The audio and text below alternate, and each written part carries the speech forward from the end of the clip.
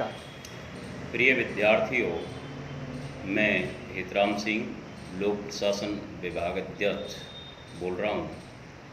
आज अपना MA final के लिए जो टॉपिक है वह है भारतीय प्रशासन की प्रमुख विशेषताएं। इसी टॉपिक पर अपन चर्चा करेंगे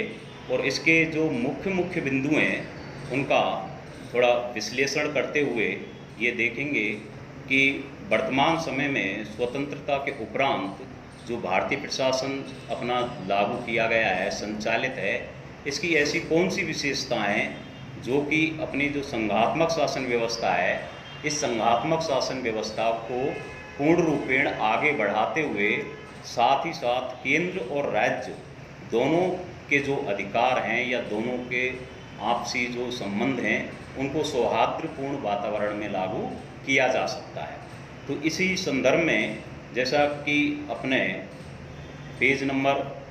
1 पर भी जो मैंने आपको भेजा हुआ है, इस पर जैसे पॉइंट टू पॉइंट जिनका उल्लेख किया गया है, जैसे समन्वित प्रशासनिक व्यवस्था, इसमें जैसे अपनी जो संघात्मक व्यवस्था है उसको केंद्रान्मुख या एकात्मक तत्वों का जो समावेश किया गया है, उसी में इनको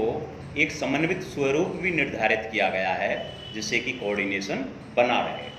इसमें जैसे प्रशासन का संवैधानिक एवं कानूनी आधार,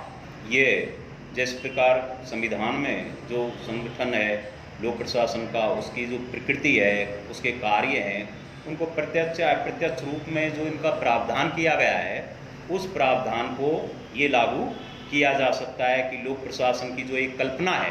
कि अधिक से अधिक किस प्रकार आम जनता को जो नीतियाँ, योजना, कार्यक्रम संचालित किए जा रहे हैं उनको अधिकतर पहुंचाया जाए। इसी के साथ आपने देख रहे हैं कि इसमें एक पॉइंट नंबर 3 जो बिंदु है कि एक अपनी जो संघीय प्रशासन है, इस संघीय प्रशासन को एक विचित्र रूप इसलिए भी कहा जाता है कि भारत की एक जो अपनी भौगोलिक स्थिति है, इसका जो क्षेत्र का जो विस्तार है, इतना संपूर्ण भारत जो कि अपना एक इतना विस्तार लिए होते हुए एकात्मकता का जो रूप देखने को हमें मिलता है, ये एक श्रेष्ठकर है। और संविधान में ही नहीं, इसका जो रूप है वो हमें, इसका जो समावेश है, उसके जो तत्व हैं वो हमें स्पष्ट रूप में दिखाई देते हैं। इसी प्रकार इसमें आप जैसे विधि का शासन है, विधि का शासन मान लो अपन भारत के साथ साथ इंग्लैंड या अमेरिका की जो इकहरी नागरिकता है वहाँ की भी बात करें तो हमारे देश में भी इसको लागू किया गया है कि भारत ही की जो एकात्मक शासन व्यवस्था को एक पूर्ण रूप देने के लिए इसमें जो इकहरी नागरिकता है ये भी अपना महत्वपूर्ण स्थान रखती है। साथ ही प्रशासन की लोक कल्याणकारी जो प्रवृत्ति है वो उसमें अधिकतर ये देखा है कि हमने जब लोक कल्याणकारी राज्य की जो भावना है वही संविधान में एक तरह से प्रावधान लागू कर दिया गया है कि भारत एक लोक कल्याणकारी राज्य होगा और जनता का सर्वांगीण विकास करने के लिए जनता का चहुमुखी विकास किस प्रकार किया जाए, इस प्रकार की जो नीतियाँ, योजना, कार्यक्रम लागू किए जाएं कि जनता का अधिक से अधिक सर्वांगीण विकास, चहुमुखी विकास किया जा सके। लोक उत्तरदायित्व, जो जनता के प्रति हमारे जो दायित्व हैं, उन जनता के प्रति दायित्वों का निर्वाह किस प्रकार से किया जा सकता है। प्रशासन के साथ साथ सरकार का भी ये दायित्व होता है कि इस प्रकार की नीतियाँ बनाई जाएँ और विशेषकर हमारे संविधान में जो संसदीय शासन व्यवस्था लागू की गई है, इसमें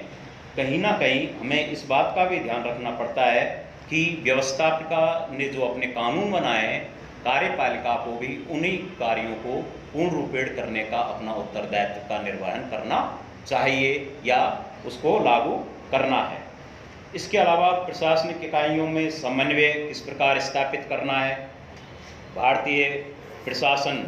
एक का जो क्रमिक विकास है, उस क्रमिक विकास के लिए अपने को दिन प्रतिदिन आगे बढ़ते हुए और इस प्रकार की जो नीतियां लागू की जाएं कि हमें न केवल इसके परिणाम ही अच्छे मिले बल्कि इसका समय के अनुसार जो परिवर्तन है उसको भी लागू किया जाए। साथ ही इसमें हम देख रहे हैं कि लाल फीताशाही की जो कुछ बुराइयां भी हैं, ऐसा नहीं है, और कुछ इसमें जो कमियां हैं उन कमियों को भी उजागर हम साथ में करते जा रहे हैं। और साथ ही अगर इसका सारांश या इसका जो अगर हम देखें तो तो इसके जो विभिन्न प्रकार के जो बिंदु हैं उनके आधार पर ये हम ये कह सकते हैं कि वर्तमान समय में जो भारतीय प्रशासन है इसमें जो विशेषताएं जो इसकी लागू की गई हैं वो आज के संदर्भ में एक प्रासंगिक रूप में भी हमें इनको देखने को मिलता है। धन्यवाद।